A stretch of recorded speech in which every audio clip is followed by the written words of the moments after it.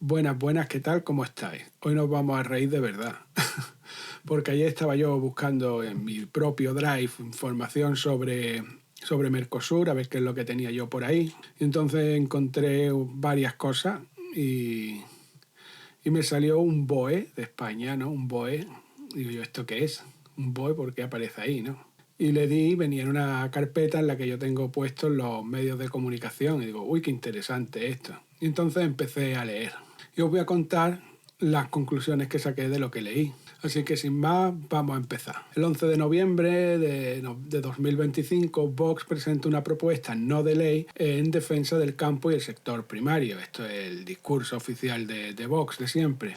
Se basa en las estadísticas de contabilidad nacional y el informe del sector primario del propio gobierno del año anterior, para explicar que los años 2023 y 2024 los datos son una muestra indiscutible del expolio y abandono de los agricultores, ganaderos y pescadores, y sin embargo siguen siendo el sector principal. También apelan a que el sector primario es esencial para mantener la soberanía del país y evitar la dependencia de terceros. Mencionan de manera muy acertada, creo yo, que tras los incendios del año pasado que se asolaron, se ha demostrado que en realidad el pastoreo y las actividades agrarias hacen una función principal a la hora de defenderse ellos mismos del fuego, porque ellos son las primeras víctimas. Tenemos que entender que en una década en España se habrían perdido 180.000 explotaciones agrícolas en beneficio de un fanatismo climático que es enfermizo y que está abocado a la destrucción del sector por la falta del relevo generacional. Políticas que, generadas en Europa, son aceptadas por el bipartidismo. Apunta Vox como solución a todo esto que se eliminen regulaciones,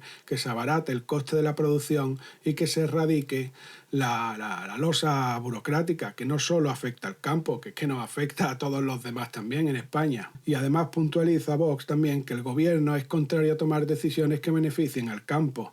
Ha hecho acuerdos como la PAC, la culminación de Mercosur y la propuesta de modificar los acuerdos de la Unión Europea con Marruecos. Vamos a ver qué es un poco todo esto.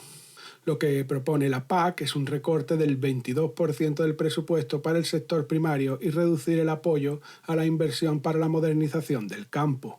El acuerdo establecido desde Bruselas es principalmente un ataque a la soberanía de los países, ya no solo España, sino de toda Europa, porque utiliza el sector agrario y la pesca como una moneda de cambio con terceros países en acuerdos que además son contraproducentes y no aportan una mejoría al bienestar ni a la riqueza ni a la salud. El acuerdo de Europa con Marruecos no obedece a una lógica gubernamental, por otra parte, y se desconoce por qué los socialistas populares, que es lo que son el mismo grupo, priorizan beneficiar a Marruecos frente a la independencia alimentaria de los países de Europa. Desde un primer vistazo es un ataque que no podemos llamar ni siquiera fuego amigo, ya que von der Leyen y su círculo de acólitos de la sexta climática son directamente enemigos de los estados soberanos e independientes. A la vista de los datos, Marruecos ya nos supera en ciertas exportaciones y tiene además vía libre para expandir su logística por todo el continente. Las pretensiones parecen ser convertir a Marruecos en la huerta de Europa. Cosa innecesaria e ilógica, pues históricamente Europa ha tenido una competencia sana del mercado de alimentos sin necesidad de depender de terceros. Por ejemplo, el aceite de oliva, la uva, el vino, las naranjas, todo eso siempre ha estado en un equilibrio comercial sin necesidad de que vengan exportaciones de terceros. Pero es que además se está demostrando que no solo el producto de Marruecos es totalmente inferior al que producimos aquí en España y en Europa en general, sino que además enfermizo, nos enferma a los ciudadanos de nuestros países, por ejemplo, como nos acordaremos de las fresas con hepatitis o el uso de los pesticidas que en Europa están vetados por considerarse veneno, pero que en Marruecos se los echan allí a bomba llena y los ponemos en los expositores de los supermercados pues para que nos los comamos. Y yo no quiero ser partidista, pero Vox tiene mucha razón cuando dice que burócratas de oficinas no pueden estar regulando el campo, cuando no han estado más cerca de la tierra que la maceta que tengan en su terraza, si es que tienen una. Y aquí es donde viene el punto en el que decía que nos íbamos a reír, porque esto no es lo que se habla en los medios oficiales, o al menos con la importancia que debería, acorde al fraude y al daño que se está perpetrando. A lo sumo, los telepedros y los periodistas de rodilleras de las cadenas privadas con subvenciones han tachado a los trabajadores del sector primario pues como facha, ultraderecha, nazi y de ahí lo que queráis, pero es que estos apelativos ya están erosionados en las bocas de esta gente, porque la mayoría de los ciudadanos entienden que estamos siendo víctimas de una mentira y una falsedad y que además la tenemos que sufrir queramos o no. Pero ¿de qué sí habla la prensa? Y esto es lo bueno. Pues en el mismo BOE del 25 de noviembre de 2025, un poquito más abajo, encontré que el grupo mixto liderado por Ione Belarra, que tilda de despreciable a los empresarios, y Martina Velarde, que si hacemos memoria de no hace mucho, tildó de parásitos a los venezolanos que estaban celebrando la caída de Maduro, pues proponen una proposición no de ley para apoyar a Cristina Fallarás. Que Cristina Fallarás pues es conocida por salir en la tele en un estado, vamos a decir, cuestionable y posiblemente perjudicado. Eso es lo que nos importa, que no os enteráis, hombre. Que te van a robar, que te van a dejar con alimentos de mala calidad y posiblemente enfermizos. Lo que a ti te importa es que Cristina Fallarás se ha ofendido, hombre. La propuesta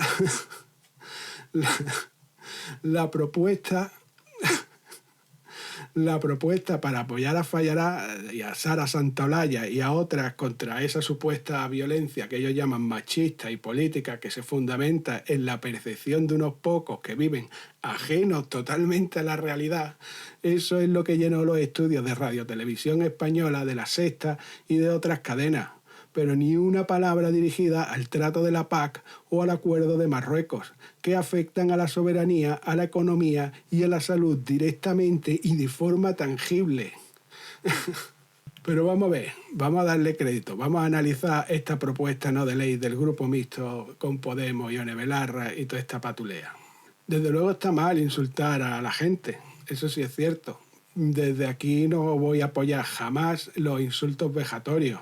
Pero desde luego la realidad es que reciben el feedback de su propio discurso y como personas públicas están expuestas a la crítica, más o menos ácida, les guste o no les guste.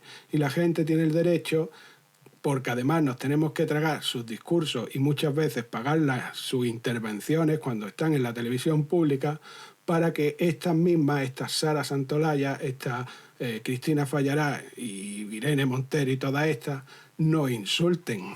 Porque ustedes han permitido que ese ser despreciable que es el señor Juan Roig convierta el sector de la alimentación en España en un auténtico monopolio de la alimentación. Creo que ya ha llegado el momento de llamar fascistas a los fascistas y neonazis a los neonazis y dejarnos de paños calientes y de esa peregrina consigna de que todas las ideas merecen respeto.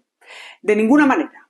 Las ideas de Vox no merecen respeto. Porque hay que ser muy idiota o tener muy poca información para seguir creyéndote al Partido Popular y a Vox. Lo importante en sí mismo no es una discusión de patio de colegio con la respuesta recurrente del «y tú más», que en media afines al gobierno y los youtubers de derecha pues se dedican a berrear y lo único que hacen es profundizar en la dicotomía que tenemos ya en España y que es muy grave. Lo importante es que se manipula la información para dirigir al ciudadano a uno o a otro lado con el único fin de ocultar el bosque con los árboles y escupir discursos pueriles, intrascendentes, mientras no se ataca de forma frontal y unificada aquello que sí supone un problema, que es nuestra soberanía. El ciudadano está inmerso en una distopía que es maniqueísta, donde no sabe ya qué es lo que le afecta y se aferra a un discurso pasajero que son fáciles de olvidar cuando la nueva bomba de humo explota para tapar la nueva corrupción de unos y de otros, que lo llevan a la perdición. Esto es Dossier 33 y vamos a contar la verdad.